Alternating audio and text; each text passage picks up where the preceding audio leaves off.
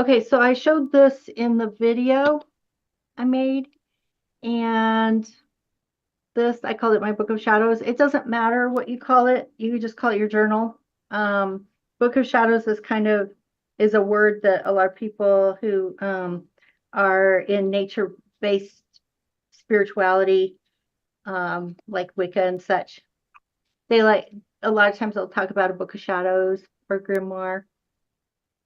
And basically, I mean, I think it's really important to kind of just to demystify it on some level, and so that people don't feel intimidated. Um, Right. it's just a journal, and the only reason to use the title Book of Shadows is partly because it's kind of tradition. You know, a lot of people in nature-based spirituality use that term, but also I like the term because I think a little bit what we're doing here is about shadow work. And so the first thing was to have the journal so you can start doing some work in that, you know, some goal setting, writing, um, managing dates, tracking what's happened, you know, all this kind of stuff, because it's all about expanding our consciousness by being able to be more conscious and pay more attention to what's happening. That's part of the shadow work. Shadow work is your shadow is the things that are hidden in your subconscious. Okay.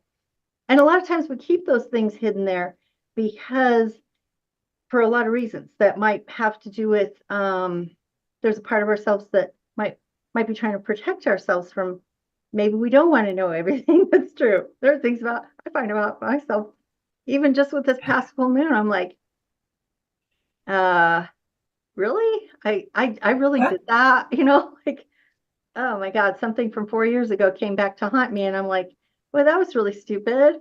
So I learned things about myself all the time, you know, um, about the way I maybe use avoidance as a tactic to, um, as a strategy to get through life that may not be that functional.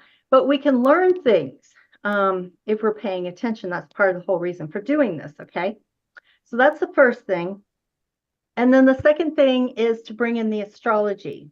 And again, I really want to make it clear that there's, you know, the whole thing about like being mystical is more about shifting consciousness, because you can access other things when you're accessing other parts of your brain, you know, other levels of consciousness. So being mystical or magical is really just about accessing different parts of your consciousness. But otherwise, I do want to just demystify it, and so that you don't feel in any way intimidated. It's just journaling. That's all it is. So you get your journal, and we will do, I'll give you an exercise for goal setting, because I think that's really important, is to get some clarity around what you value, okay? What you want in your life. Do you want to bring more of that into your life and prioritize that more? And, you know, create intentions. So we're going to do some a writing exercise around that. And then we'll talk about the astrology, because part of this program is using electional astrology for goal setting. Electional astrology is when you elect the dates and times you're going to take action. So if you clarified your goals and values, you know what you want, you're going to prioritize this, we're going to write it down and set your intentions. And then another exercise we'll do is to make a task list, you know, things that you, because if you set a goal, there are going to be tasks that go with, you know, creating that goal, like bringing it into manifestation. And so we will also make the task list. Then the whole astrology part, the electional astrology part, is about choosing the dates that you can take some of these actions. Sometimes they'll actually come on its own. Like, you know, like I said, the full moon actually, well, actually a lot of stuff happened this month. I started doing this January 1st, because I had already planned for it, and I had already started talking about this workshop on YouTube. And I started doing it myself, you know, because I didn't know when I was going to be able to bring this whole group together and get started on this. And so I just started on the new year, and I've already seen like amazing awareness coming to me. Like two things that I thought were going to happen that I had written in my journal.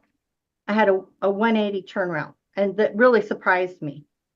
And I realized that that was related to Mercury, because Mercury went retrograde and then direct, and that takes like, well, if you include the shadow, um, as well. So you got the shadow before the retrograde and then the shadow after. That's like 9 weeks. That's a long period of time. And it squared Neptune 3 times. So Mercury is the mind, the thoughts, and the information. And Neptune can sometimes cloud or obscure our reality and what we're thinking, the information that we have.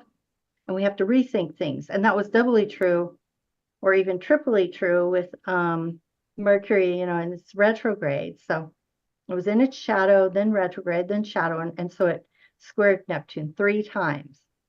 So that brought about, like I said, a 180 turn for me with two really important things, and that really surprised me. I had set intentions, goals and intentions, and tasks that I was going to follow through on. And then the retrograde Mercury and the 3 squares to Neptune turned everything around like 180. And it was two really important things. So that really surprised me. But I don't think I would have noticed it as much if I hadn't been doing this journal. And I think that's important to have that kind of awareness.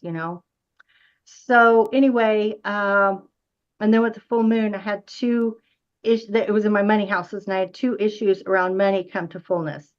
One that I was happy about, one not so happy about. But regardless, there are two issues that were in my money houses that came to fruition, and one was resolved easily. I was happy about it. The other one, not so easy, but I'm working through that.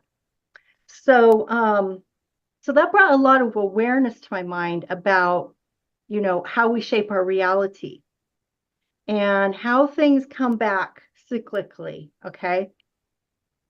And so, believe me, you may not know this right now while you're sitting here listening to me, but I can promise you, if you do this for a year, you will look back after a year and it will blow your mind.